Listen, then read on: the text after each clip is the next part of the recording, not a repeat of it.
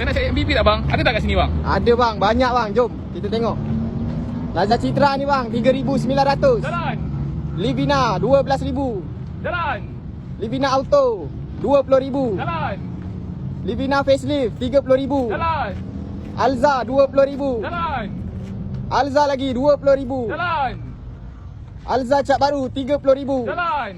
Atas ni Avanza 20,000. Jalan.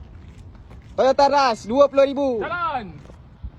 Toyota Rush lagi 18,000. Jalan. Toyota Rush manual 18,000. Jalan. Bang, MVP ni murah tak bang? Murah bang. Yang ni Wish 2.0 bang. Harga 30,000 je. Murahnya. Ada lagi tak bang? Ada. Mitsubishi Grandis 20,000. Jalan. Honda Odyssey 30,000. Jalan. Toyota Estima 30,000. Jalan. Toyota Estima Facelift 49,000. Jalan. Toyota Velfire 59,900. Uish, memang murah betul Velfire ni. Memang murah bang. Yang ni dah siap convert lagi bang. Nombor kita bagi sekali. Wah, murahnya. Ni apa pula bang? Arus Advance 35,000. Oh, murah. Lagi bang, jalan. Innova manual 15,000. Jalan. Innova Auto 20,000. Jalan.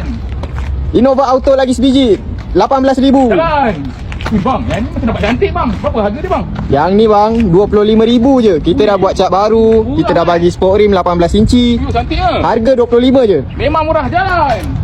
Ezora Bold 20,000. Jalan. Ezora Bold 20,000. Jalan. Ezora Bold 20,000. Jalan. Yang ni Ezora Bold 15,000. Jalan. Yang putih ni 15,000. Jalan.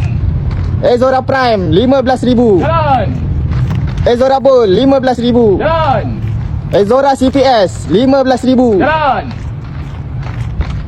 Toyota Velfire 69,900. Murah oh, Velfire 69,900 saja. Okey.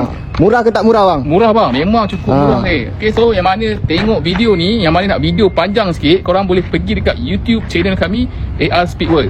Okay, so itu sahaja video daripada saya. Terima kasih semua yang mana menonton. Assalamualaikum warahmatullahi wabarakatuh.